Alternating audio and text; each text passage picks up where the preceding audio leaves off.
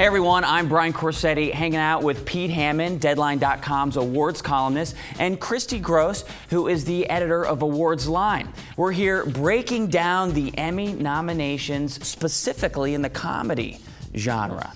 So a lot of changes going on this year, girls specifically. Yeah, I think the fact that HBO has 3 comedies in this category is pretty amazing, especially because it's traditionally been dominated by the broadcast network. Right. So this is a really and good showing. 2 of those nominations they got are for brand new shows. Yeah. Veep, Julia Louis-Dreyfus' show, and Which Girls. is a surprise, not right? I think in this category it's a slight Yeah. surprise. I thought, yes, she'd get in the lead actress because they love Julia Louis-Dreyfus. great. But yeah, I think it's a slight surprise here because they did not nominate Parks and Recreation, which I thought would get it. And of course, The Office isn't back in when they've been in it every year. They've been on, but They slightly switched it up this past year, so I think that's probably So why. it's a big thing, though, for the girls overall with Emmys. I think they've infused it with a lot of energy, and so we're seeing the unusual situation of actually having some new blood, significant new blood, here in the comedy series category, and then some old blood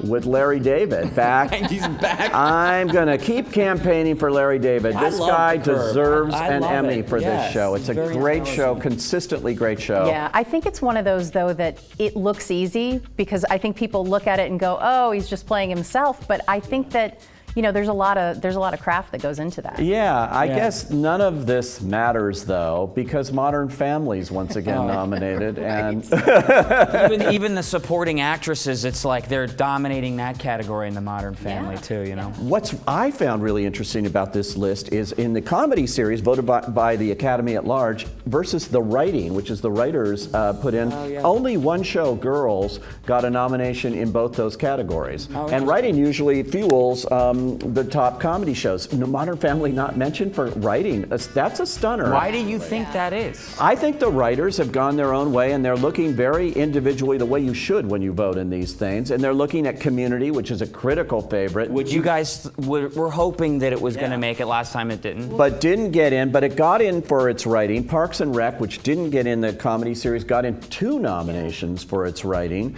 So we're seeing, different kinds of shows that the writers seem to like as opposed to the Academy at large. A strange oversight in Louis, right? Yeah. Yes. Yeah. Well, Louis C.K. Yeah. How many nominations? He got writing, directing, and acting nominations for the show that bears his name. Yeah. And I think a lot of people were surprised that didn't go into the comedy category. There's a lot of Twitter anger about that. And the critical community is so behind this show. And to get that, when you say, well, you're directing, you're writing, you're acting, but you're not best show. It is a little odd, but we always have those strange things that happen.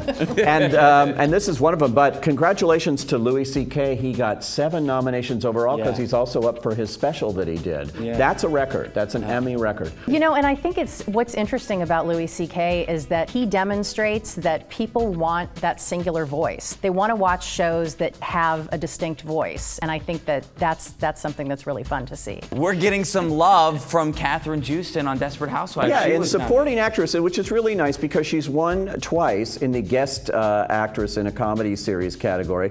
They moved her up to Best Supporting Actress in a Series this time. That's great. And unfortunately, she just passed away, and she won't be there to see this. But I think she would have been so happy. I know her quite well. We served together on the Board of Governors of the Television Academy for many years. Oh, wow. And, she loved the Emmys, and she loved this. And it's great. And it's really for the final episode of Desperate Housewives, in which she played someone dying of cancer. Oh. She called it a rehearsal. Oh, okay. I mean, she really had a wonderful way of looking at things, and she will be missed. It would be a nice thing for the Emmys to send her off with this. It's a great episode. For sure. But there are a lot of great episodes. We should probably mention Big Bang Theory. Yeah, what's the deal with that? Come on, guys. I think that show has gotten better and better with each passing season as the core cast has grown a little bit and the characters are more developed. It's so well done, and unfortunately, it keeps getting overshadowed by the equally well done Modern Family. Yeah, but Jim Parsons has won the the last 2 years in a row, and he's nominated. And I think it's interesting that he's nominated